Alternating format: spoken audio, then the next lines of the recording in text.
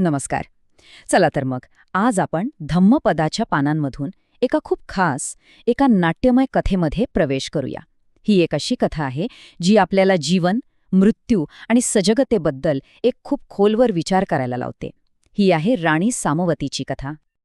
पण मग एक प्रश्न आपल्या सगळ्यांच्या मनात येतो नाही का, की सजगता किंवा जागरूकता म्हणजे खरंच मृत्यूपासून वाचवणारं एखादं कवच आहे का? याच प्रश्नाला मनात ठेवून आपण ही संपूर्ण कथा ऐकूया, म्हणजे आपली उत्सुकता शेवटपर्यंत टिकून राहील. आणि ही जी शिकवण आहे ना, तीच या संपूर्ण कथेचा आत्मा आहे. राणी सामवतीची गोष्ट आपल्याला हेच दाखवून देते की सजगता आणि निष्काळजीपणा हे काही केवळ शब्द नाहीत, तर ते जगण्याचे दोन पूर्णपणे वेगळे मार्ग आहेत आणि त्यांचे परिणामही तितकेच वेगळे असतात. अप्पमादो अमतपदम पमादो मच्चुनोपदम अप्पमत्ता नमीयन्ते येपमत्ता यथामता. आता या सुंदर मराठी अनुवादाचा अर्थ जरा खोलात जाऊन समजून घेऊया.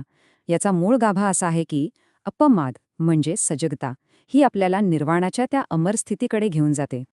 तर मग हे दोन शब्द अप्पमाद आणि पमाद म्हणजे नेमकं काय?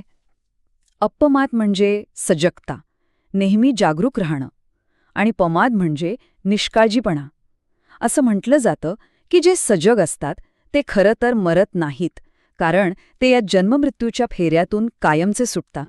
आणि या दोन मार्गांचं प्रतिनिधित्व करतात आपल्या कथेतील दोन मुख्य पात्र, राणी सामावती आणि राणी मागंदिया.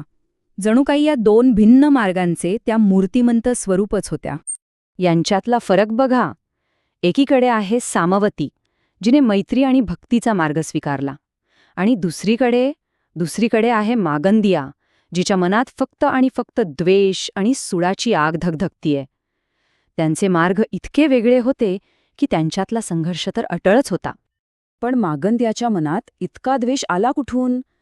तर गोष्ट अशी आहे की तिच्या वडिलांनी तिचा विवाह बुद्धांशी करण्याचा प्रस्ताव ठेवला होता. पण बुद्धांनी तिला नाकारलं, आणि ह्याच नकाराने तिच्या मनात सुडाची एक कधीही न विझणारी आग पेटवली. आणि इकडे बघा, राणी सामवतीची भक्ती किती शांत, किती प्रामाणिक होती. जरी ती महालात बंदिस्त होती तरीही तिने आणि तिच्या दासींनी जागरूकतेचा सराव कधीच सोडला नाही. आता कथेमध्ये एक असं वळण येतं जिथे मागंदियाच्या कटकारस्थानांमुळे सामवतीच्या या शांत साधनेची, तिच्या सजगतेची एक खूप मोठी परीक्षा होणार आहे.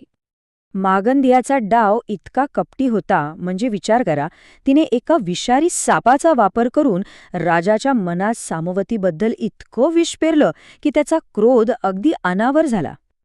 आणि मग तो क्षण येतो, जो क्षण सगळं काही बदलू शकलं असता.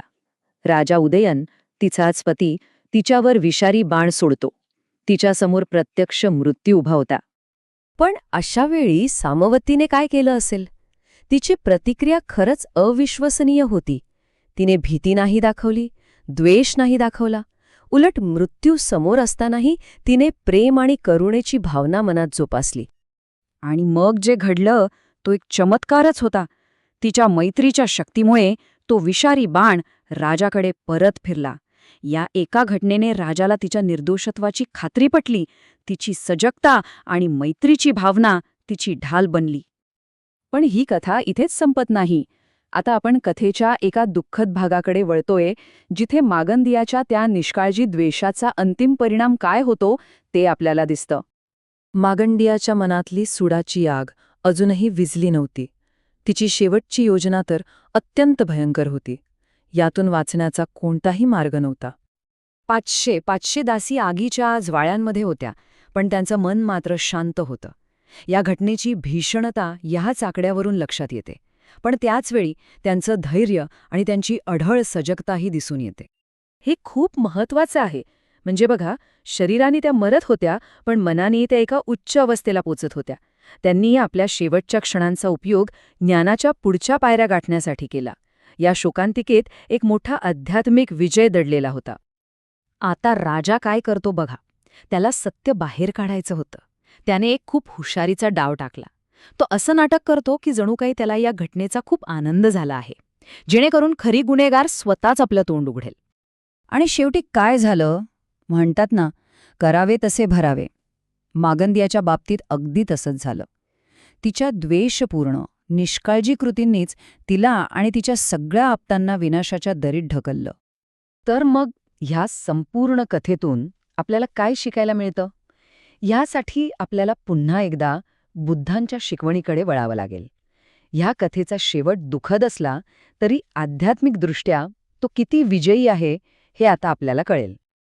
एवं विशेषतो ज्ञात्वा अप्पमादमि पंडिता अप्पमादे प्रमोदन्ति अर्याणां गोचरे रता ते जायिनो साततिका नित्यं दृढपराक्रमा पुस्सन्ति धीरा निब्बाणं योगक्षेमं अनुत्तरम. या गाथांचा अर्थ खूप खोल आहे. यात म्हटलंय की जे ज्ञानी असतात, जे सजग असतात, ते आर्यजनांच्या मार्गावर चालून निर्वाण अनुभवतात. आणि हे निर्वाण म्हणजे काय? तर ते आहे योगक्षेमम, म्हणजे कामतृष्णा, अस्तित्व, चुकीची मतं आणि अज्ञान या 4 बंधनांपासून पूर्णपणे मुक्ती. सामवती आणि तिच्या दासींनी मृत्यूच्या क्षणी नेमकी हीच अतुलनीय मुक्ती मिळवली. आणि मग हाच प्रश्न आपल्यासमोर उभा राहतो की आयुष्यातली सगळ्यात मोठी शोकांतिका, सगळ्यात मोठं दुःख, हेच अंतिम स्वातंत्र्याचं कारण कसं ठरू शकतं? ही कथा आपल्याला याच एका मोठ्या विरोधाभासावर विचार करायला लावते.